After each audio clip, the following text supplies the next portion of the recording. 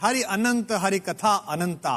आज की कथा भारतीय संस्कृति के एक ऐसे चिर परिचित प्रतीक पर आधारित है जिसे बचपन से आप भी देखकर आश्चर्य करते होंगे। जी हां, मां काली की प्रतिमा। यह प्रश्न आपके भी मन में कई बार आया होगा कि मां शब्द सुनते ही प्यार, दुलार, स्नेह, मधुर भाव, बच्चों पर कृपा, क्रोध की कोई बात नहीं आती। लेकिन हमारी मां काली इतनी क्रोधित क्यों दिखाई देती हैं? उनके चरणों में देवादिदेव शंकर क्यों लेटे हुए हैं? ये सब और सारी जिज्ञासाओं पर आधारित है आज की कथा। आज से सहस्त्रों वर्ष पहले रंभासुर नाम के एक दैत्य ने प्रजापति ब्रह्मा जी की कठिन तपस्या की।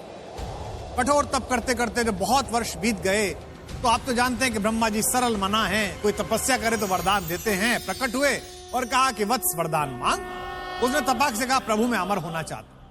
ब्रह्मा जी सुनकर मुस्कुराए, बोले बेटा कुछ और मांग लो, इतनी बड़ी सृष्टि है, क्योंकि तुम्हारी इच्छा सृष्टि के विधान के विपरीत है। रंभासुर ने अपनी दुर्बुद्धि लड़ाई और कहा कि भगवान मुझे ऐसा वरदान दीजिए कि मेरे रक्त की बूंद पृथ्वी पर गिरे तो मैं दोबारा जन्म ले लूं। यह अनोखी मांग सुनकर ब्रह्मा जी के मन में शंका हुई, लेकिन वो तो वचनबद्ध थे। उन्होंने कहा ठीक है, तथास्तु, मगर एक बात याद रखना बेटे, इस वरदान के बाद भी तुम अमर नहीं हो। अपनी शक्ति का गलत उपयोग करोगे तो मेरे विधान के अनुसार कोई एक स्त्री तुम्हारा वध करेगी। ब्रह्मा जी की बात सुनकर रंभासुर हंसने लगा। उसने कहा कि मैं तो अभी क्षण से रक्त बीज हूं, अब तो मेरा वध आप भी नहीं कर पाएंगे प्रभु, चूंकि महिला करेगी। सृष्टि के सर्जक उस मूर्ख राक्षस की दुर्बुद्धि पर मुस्कुराए और अंतर्धान हो गए। शक्ति को संभालना सबके वश की बात नहीं है, और दुराचारी व्यक्ति के वश में तो बिल्कुल नहीं है। यही हाल रक्तबीज का हुआ। वरदान के अहंकार से उसके अत्याचार की सीमाएं बढ़ने लगी।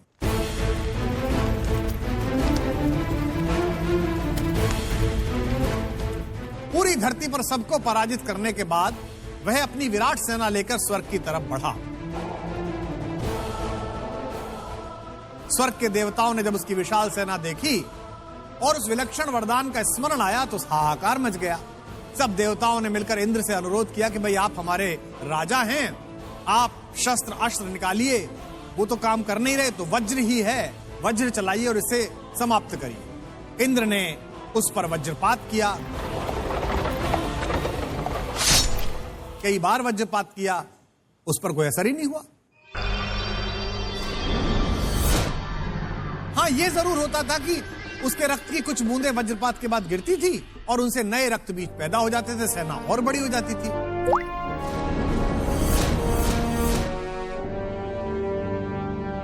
परिस्थिति विकट होने लगी। सारे देवता वहीं पहुंचे जहां से यह समस्या प्रारंभ हुई, यानी कि ब्रह्मा जी के पास।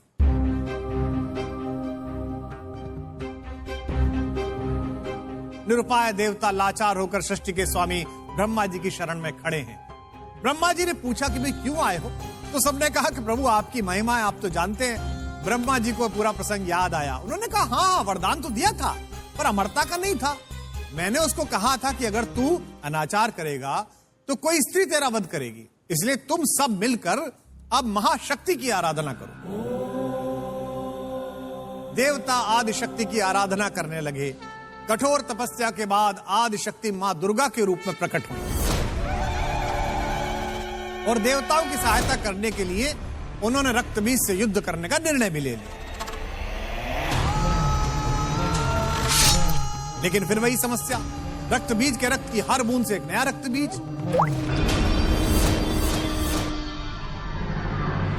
अंततः आदिशक्ति ने रक्तबीज के सारे रक्त को अपने खप्पर में भरकर पी जाने का निर्णय किया। लेकिन इसी दौरान एक और समस्या हो गई। एक भी बूंद पृथ्वी पर बच जाए तो नया रक्तबीज पैदा हो जाए। इस लगातार संघर्ष से मां काली भयंकर क्रोधित हो गई। उनके रोम रोम से चिंगारी निकलने लगी और उनके तलवों के नीचे से लावा बहने लगा। अब जैसे ही कोई बूंद गिरती, उनके तलवों से नीचे से निकली हुई अग्नि की ऊष्मा उस बूंद को भस्म कर देती, यानी कि नए रक्तबीज निकलने की संभावना समाप्त होने लगी। लेकिन काली का क्रोध नहीं रुक रहा था। उन्होंने हर ओर तांडव करना शुरू कर दिया। सारे असुर उस क्रोध की ज्वाला में समाप्त हो गए। रक्तबीज का भी नाश हुआ।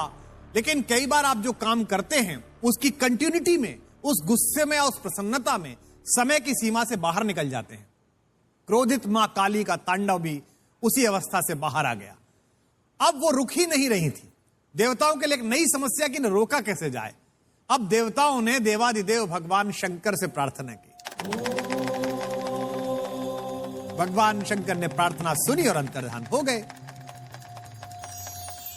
मां काली अपने लावा भरे पैरों से पृथ्वी को जलाती चली जा रही थीं। तभी अचानक देवादिदेव रुद्र शंकर प्रकट हुए और उनके चरणों में लेट गए।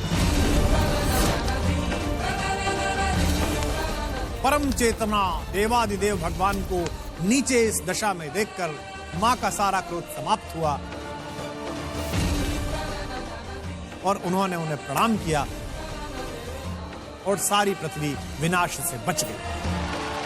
ये तो थी कथा, किंतु इस कथा का सार क्या है? इस कथा का सार यह है कि दुराचारी चाहे कितना भी प्रयास कर ले, अपनी साधना के बल पर चाहे कितने भी वरदान जैसी चीजें जुटा ले, लेकिन अगर उसकी आत्मा में मलिनता है, अगर उसका मन दूषित है, तो अंततः उसका विनाश निश्चित है। निजी जीवन में हम सबको क्रोध आता है, लेकिन वह क्रोध कितना नुकसानदायक हो सकता है, यह कथा हमें सिखाती है। सदा याद रखिए कि शुभ कर्म में जुटे होने के बाद भी आपका क्रोध किसी की सृष्टि को समाप्त कर सकता है। एक और सुंदर प्रतीक है, जरा सोचिए ठहर कर कि मां काली का क्रोध कैसे शांत हुआ। यह कोई साधारण काम नहीं है। इसके लिए भगवान शिव जैसा पुरुषार्थ चाहिए, जगत के विष को अपने कंठ में रोक लेने की शक्ति चाहिए।